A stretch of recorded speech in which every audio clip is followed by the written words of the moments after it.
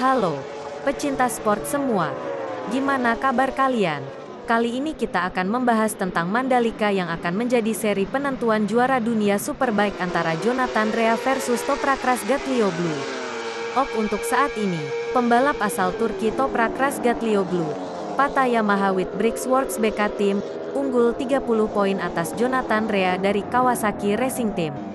Setelah berakhirnya 3 race dalam seri Argentina, 16-17 Oktober. Toprak juara di race awal 1 kemudian juga terbaik di Superpole race dan finish ketiga di race 2. Sedangkan Rea kedua di race pertama, lanjut ketiga di Superpole, dan kedua di race 2. Mengacu hal ini, maka seri penentuan siapa yang akan menjadi juara dunia Superbike akan ditentukan di sirkuit Mandalika Lombok, Indonesia. Ini sirkuit yang baru dan pertama kali menggelar balap WSBK dan akan berlangsung tanggal 19-21 November nanti. Secara hitungan matematis, maka Toprak cukup bermain aman di deretan 3 besar, maka akan berhasil merebut juara dunia WSBK dan mematahkan dominasi Rea selama 6 tahun ini, tahun 2015 sampai tahun 2020. Jadi kita tunggu saja ya, siapa yang akan keluar sebagai World Champion tahun ini. Terima kasih semua. Jika kalian suka dengan channel ini, mohon tekan tombol subscribe dan nyalakan lonceng notifikasinya, biar channel ini semakin berkembang dan memberikan informasi seputar olahraga. Oke, thanks semua. Razgatlioglu is wide. Jonathan Rea finds his way past as they come through turn 9. Tries almost to open up space. Rea tries to go the long way round. Switches the Ducati power in towards turn 1. Scott Redding now for Scott Redding. That's making the move down into 6 on Scott Redding. The last thing Redding needs to through turn 10. But you can see that for Toprak, he's going to try and get himself nice and close to Rea. It's definitely key for Rea. He was able to open up enough of a gap between Kawasaki.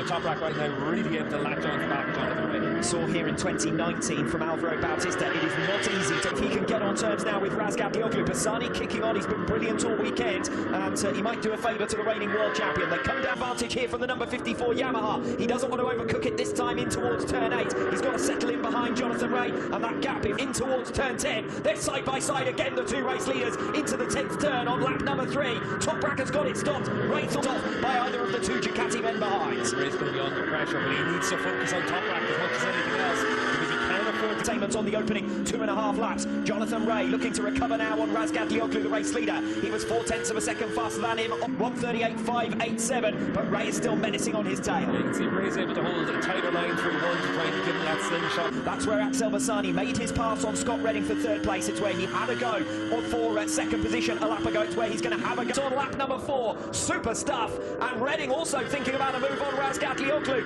And Rea is going to lose 2 positions in Jonathan Rea. Yeah, for Jonathan Rea, got pushed a little bit offline through 8 and 9 by Razgatlioglu making that move. That opens the door for Redding, and Vinny Redding's right there with Razgatlioglu.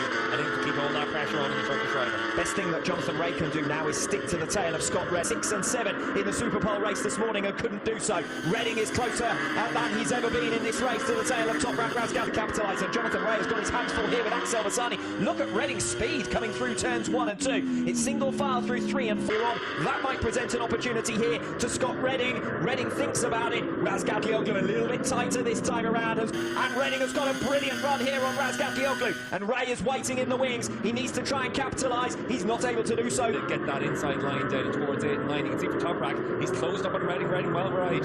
Redding very, very wide indeed as they come. With a lot of time, they're about a half a second and a half slower than they were at this stage in yesterday's race, because all they're doing is focusing on making sure they're able to hit in front of the bed for that 4th position. For a little while there, I thought I was watching a 4-rider race. There were other riders in this. 2.1 seconds cover and another at the head of the field. We're in championship order in the top 3 positions. Razgatlioglu 39 points clear if things stay. Slingshot lines, and he's starting to move on Razgatlioglu now. Razgatlioglu a little bit off the line. Jonathan Rea comes through up the inside through turn, but doesn't time. Watch out for Scott Redding as well. Razgatlioglu moves to the inside, and he manages to defend successfully into turn 8 this time. He's trying to force Razgatlioglu down that left-hand side as much as possible down that long back straight, because he wants to take away that line into 8 and 9 in the Yamaha. Frantic stuff. This is practically 300s the way these 3-4 riders have been swapping and changing positions. A couple of the best riders you'll see in the world, no doubt about that. Some of the best action, because we've got 3 different manufacturers up inside the top 3, really close. In 2nd position, Redding, another 10th behind in 3rd place. He's just set a new new personal best to close the top two down.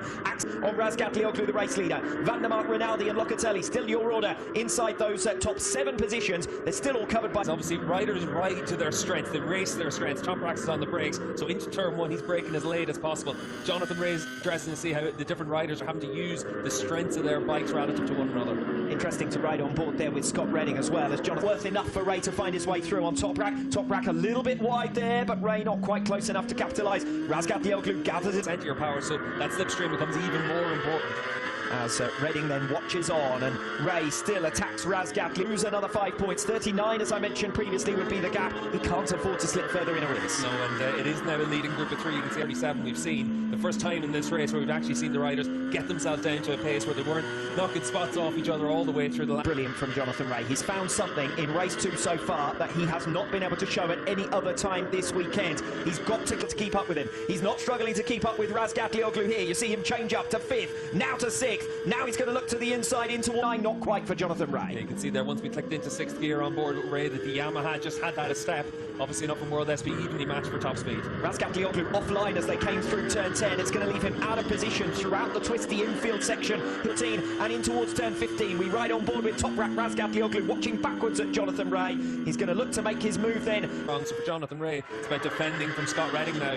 Scott Redding coming towards Jonathan Ray as they head into lap 9. Ratty is now the next man to have a go at the tail of Razgatlioglu. Yeah, Scott Redding's waited the last few laps, seeing what Jonathan Ray could do, seeing if Ray could make them. And Redding does look as though he is significantly faster than Toprak at this stage, almost having to back off as they came through turn 6 and 1 kilometre to try and make a drag race in towards turn 8. Razgatlioglu breaks that slipstream. Redding is going to be bold on the brakes, but Redding though is the fastest of this trio at present. And for Scott Redding, you can see he set himself up to make those moves down on this lap to be able to try and make that move. It's good to see Scott Redding attempt those moves, because earlier in the season we saw at times he wasn't quite willing. Is something that he has got to replicate if he wants to be able to match them in terms of race performance. There's been a fair bit of argy-bargy in 2020. Argy-bargy in Argentina, and you can see for Scott Redding he's going to set himself up to take those different lines compared to Toprak. Same for Jonathan Ray, good in 6 and 7 a few times. Remember, there are some other riders in this race. Bassani 4th, Van der Mark 5th, Rinaldi 6th, Locatelli 7th, forget about them.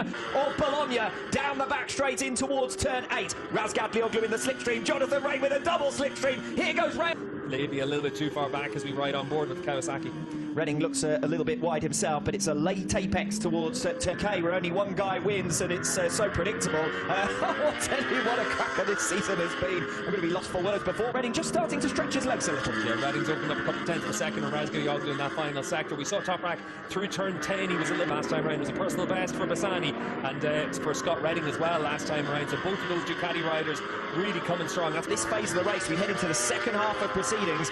That the Ducatis perhaps have been the lightest on their tyres. They're certainly going well at this stage. Forward backwards with Jonathan Ray, seeing Bassani close in. Ray needs to get a move on now on the tail of Razgatlioglu, and he's doing so. He holds on. Yeah, you have to say, as we rode on board there, you certainly thought Jonathan Ray was coming through. Shows just how strong Toprak is on the brakes. Jonathan Ray's trying to take that wide line, try and sweep through there to try and set something up at the end of the lap, but Toprak doesn't quite have that same performance. As Toprak Razgatlioglu defends second position now from Jonathan Ray.